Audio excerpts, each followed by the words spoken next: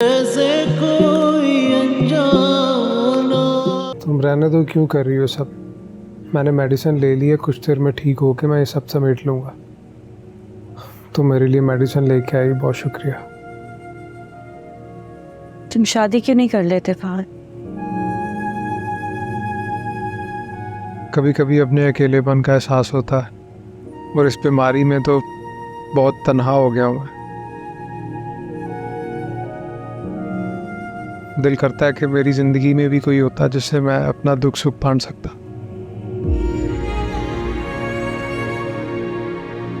इसीलिए कह रही हूँ कोई अच्छी सी लड़की देख के उससे शादी कर लो। कौन करेगा मुझसे शादी? ख़ानदान में तो पहले ही बदनामी हो चुकी है कि रुखसती से पहले ही मैंने अपनी बीवी को तलाक दे दी थी। अपने नसीब की बात होती है।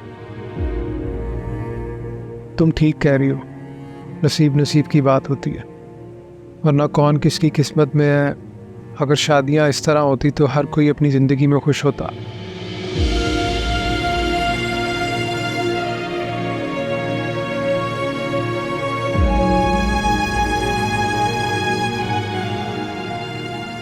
ये तुम्हारी वार्डरोब में रख देती हूँ।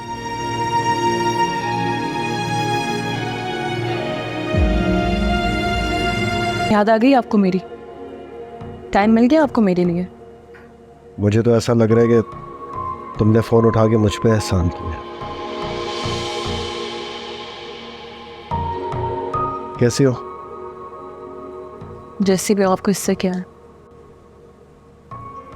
क्या करूं, मैं तुम्हारी तरह बेहिस नहीं हुआ। फिक्र है मुझे तुम्हारी। वो तो मैंने देख ही लिया था कि आपको मेरी कितनी फिक्र है। तुम क्यों कर रही हो ऐसा? मैं तुम्हें बता चुका हूं, मेरी ज़िंदगी में तुम्हारे अलावा और कोई नहीं है। हाँ, तो अगर ऐसा होता उस दिन आप मुझे घर से ना जाने देते, मुझे रोक लेते ना। अगर आपको मेरी तबीयत का इतना एहसास होता तो आप अपनी गलती मानते और मेरे साथ ऐसा ना करते।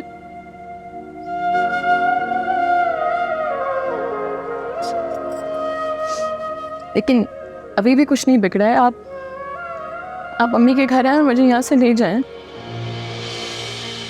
एक बार तुम उसे लेने चले गए, फिर यही आदत बन जाएगी उसकी। छोटे छोटे बात पे नाराज होके जाके मैं के बैठ जाएगी। और फिर तुम क्या फिर सारी जिंदगी यही करते रहोगे? बात बात पे उसको मनाने जाओगे? तुम खुद गई थी, मैंने तुम्हें नहीं निकाला था। मारा चाहो तो आ जाना। आप मुझे रोक भी सकते थे ना असजद। रोका होने जाता जो रुकना चाहते हो। तुमने तो फैसला कर लिया था, पूछा था मुझसे। अब आप गलत बात कर रहे हैं। ये क्या तुम हर बात का कसूरवार मुझे ठहरा रही? मुझे तो ऐसा लग रहा है जैसे तुम्हें फ़ोन करके इस वक्त सबसे बड़ी गलती कर दी मैंने। ठीक है, अगर ऐसा ही है ना तो फिर नहीं करूँगा फ़ोन इसके बाद। हाँ तो ठीक है, मत कीजिएगा। मैंने आपसे मिन्नत ही नहीं की कि आप मुझे फ़ोन करें या अम्मी के घर से लेने आए।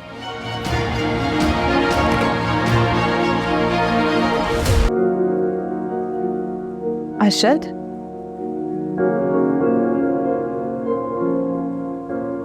आप कुछ परेशान लग रहे हैं मुझे। सब ठीक तो है ना? नहीं, मैं ठीक हूँ। ऐसी तबीयत थोड़ी ख़राब है, सर में दर्द हो रहा है। सुनो, अहमद साहब से कहना कि अगली मीटिंग कैंसिल कर दें। वो थोड़ी देर के लिए किसी को ऑफिस में ना भेजें।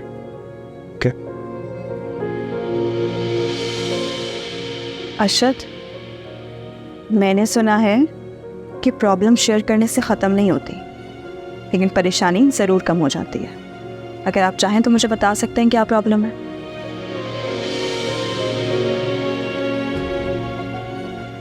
वाकई कोई प्रॉब्लम नहीं है, सर में दर्द है। I am okay. Thank you Ambar. Thank you किस लिए? मेरी फिक्र करने के लिए। रेहान, हाँ कहो यार, ये मेरा फ़ोन चार्ज पे लगा था। एक तो आप सारा दिन घर पे होते नहीं हैं, होते भी हैं तो लैपटॉप के आगे ही बैठे रहते हैं। मेरी तो आपको कोई परवाह ही नहीं है। इतना भी टाइम तक नहीं है कि मुझ पर एक नजर डालें। मैं आपके लिए इतना तैयार हुई और आप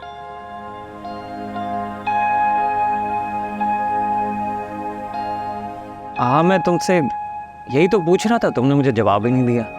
हर बात मुझे कहने की जरूरत क्यों है रेहान? यही कलर जब बच्चों पहनती थी तो आपको बहुत अच्छा लगता था, हर वक्त तारीफें करते रहते थे, और आज मैंने पहना है तो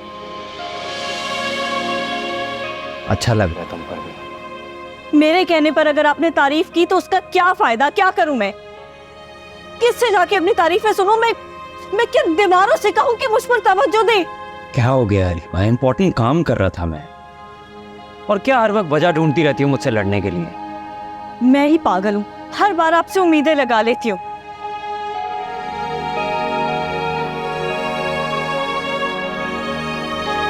अच्छा, ऐसे तुम तो ऐसे कह रही हो जैसे तुम लोगों को बिल्कुल कुछ नहीं पता।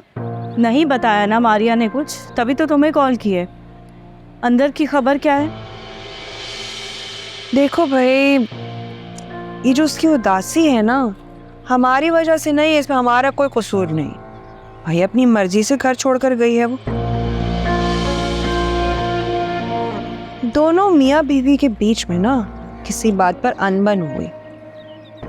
अब बजाय इसके कि वो मामला रफा दफा करती, भाई मारिया ने तो ऐसा शोर मचाया है, सारी सारी रातें उसने सोफे पर बाहर गुजारी हैं। बड़ी जिद्दी हो गई है ये लड़की भाई, और ये सब अजद की शय का नतीजा है। हैरत है, चूंटी के भी पर निकल आए। चलो मैं रखती हूँ, थैंक्स फॉर टेलिंग।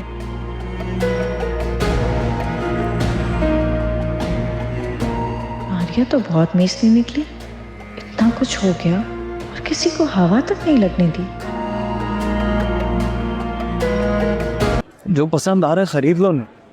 अरे तो कुछ समझ आएगा तो लूंगी ना, आप इतनी जल्दी क्या है? अभी तो मुझे बैग भी लेना है। अच्छा चलो, ऐसे ही कह रहा था। असल में तुम्हें शिकायत रहती है ना मुझसे, बस वही शिकायत दूर करना चाहता हूँ। आज बहुत मेहरबान हो रहे हैं। तुम्हारी नाराज़गी अफोर्ड नहीं कर सकता इसलिए। ये इधर कहाँ से आ गई? अगर इसने मुझे यहाँ ठीक हालत में देख लिया तो बनी बनाई के वहाँ से निकल जाएगी। आप वो वाली शॉप देखते हैं? अच्छा,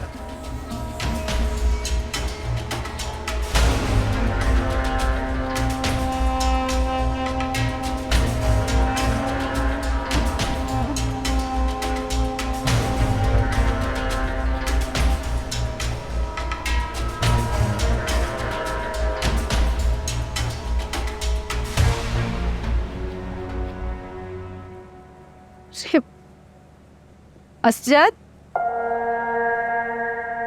अरे ऐसे कैसे सो रहे हो तुम?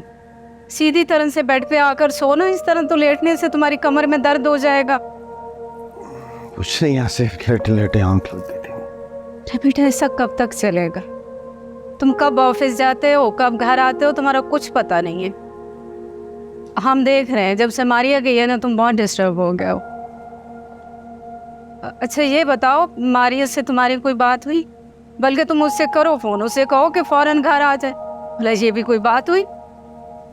ना कुछ कहा ना सुना, शौहर से खफा होकर मैं के चली गई। नहीं, मेरी कोई बात नहीं हुई।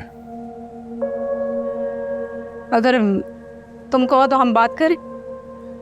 नहीं अम्मी, कोई ज़रूरत नहीं है बात करने की। वो खुद गई है, खुद ही वापस आएगी। आप टेंशन ना लें, मेरी फिक्र ना करें।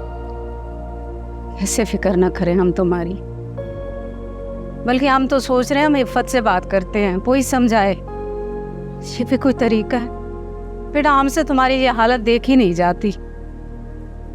अम्मी प्लीज़, आपसे कह रहा हूँ ना, किसी से कुछ कहने की ज़रूरत नहीं। कुछ मामलात को वक्त पर ही छोड़ देना चाहिए।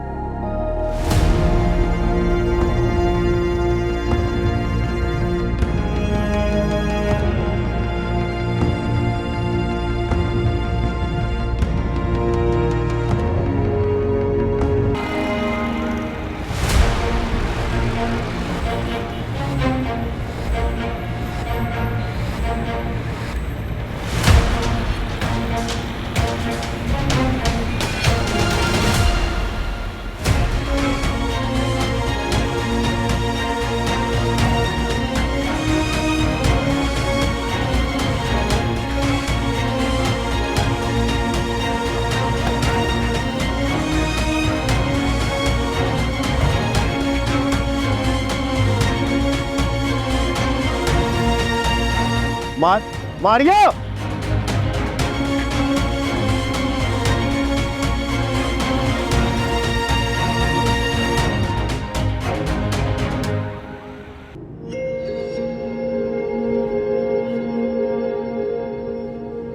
क्या हुआ अशरफ? कौन था? कोई नहीं, मुझे लगा कोई जानने वाला है, लेकिन रुका नहीं। कभी कभी तो दो लोग एक दूसरे से इतना मायूस होते हैं कि एक दूसरे के दिल की आवाज़ सुन लेते हैं, और कभी आप उनके सामने चीख कर भी कुछ कह लें, वो आपकी बात बहुत समझते हैं। क्या बात है अशरफ, सब ठीक है? या एवरीथिंग इज फाइन। तुम बताओ, तुम्हारा बीपी बेहतर हो? पहले से बहुत बेहतर है। घर जाके आराम करना, ओके? और बेशक कल काम पे मत आ। नहीं नहीं, ऐसी बात नहीं है, मैं ऑफिस ज़रूर आऊँगी।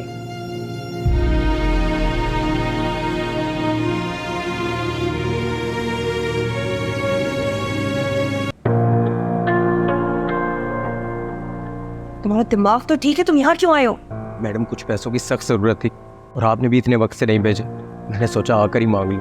फोन नहीं है तुम्हारे पास? कॉल नहीं कर सकते थे? तुम्हें अंदाजा है कि अगर असद या इंकसार में से किसी को भनक भी लग गई ना तुम्हारे यहाँ आने की, तो मैं मारी जाऊंगी। अरे मैडम, तभी तो ऐसे वक्त पर आया हूँ जब दोनों में से कोई भी नहीं है यहाँ पर। कितने पैसे चाहिए? करीबन 50,000। 50,000? इतने ज्यादा पैसे क्या मैंने घर में रखे हुए तुम्हारे लिए? कल तक सब्र करो, कुछ करती हूँ, ट्रांसफर कर दूंगी मैं। ठीक है मैम। सुनो,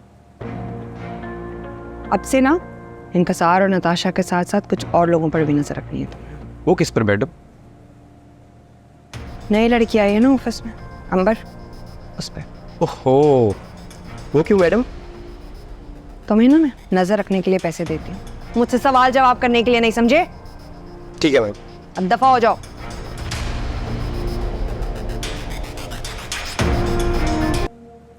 मैंने तुम्हें कैब में देखा था, आवाज़ दी, तुम्हारे पीछे भी आया, तुम रुकी नहीं, क्यों? किस लिए रुकती? जो सब कुछ आज से पहले मैं अपने कानों से सुनती आई हूँ, वो सब कुछ देखने के लिए रुक जाती वहां पे मैं। ऐसा क्या देख लिया तुमने? आपकी गाड़ी की फ्रंट सीट पर अंबर बैठी हुई थी या नहीं? वो काम करती है मेरे ऑफिस में, उसकी तबीयत खराब थी और ऐसा कोई ड्राइवर था नहीं जो उसे घर छोड़ा था। अब तुम खुद बताओ, क्या ये इंसानियत है कि एक बीमार लड़की को रिक्शे और टैक्सी में धक्के खाने के लिए छोड़ देता? हाँ तो मैं खुद यहाँ कैब के धक्के खा रही हूँ। आज मेरी डॉक्टर की अपॉइंटमेंट थी, मैं डॉक्टर के पास तक नहीं गई हूँ। हाँ तो मेरी जान, किसने कहा है कि सब छोड़ छाड़ के चले जाओ तुम? यहाँ होती तो मैं खुद ले जाता तुम्हें डॉक्टर के पास। जैसा पिछली बार ले गए थे ना मुझे, एंड मौके पे गायब हो गए। देखो, पिछली बातें जितना कुरेदोगी ना, मसले उतने ही उलझेंगे। झगड़ा खत्म करो और घर आ जाओ। मैं भी उदास हूँ, मम्मी भी परेशान है। असरद, मैं शायद घर आ भी जाती, लेकिन जो सब कुछ मैंने देख लिया ना, इसके बाद तो बिल्कुल नहीं। और इसके लिए क्या करना पड़ेगा मुझे? वो ऐसे कि आप अंबर को जॉब से निकाल दें।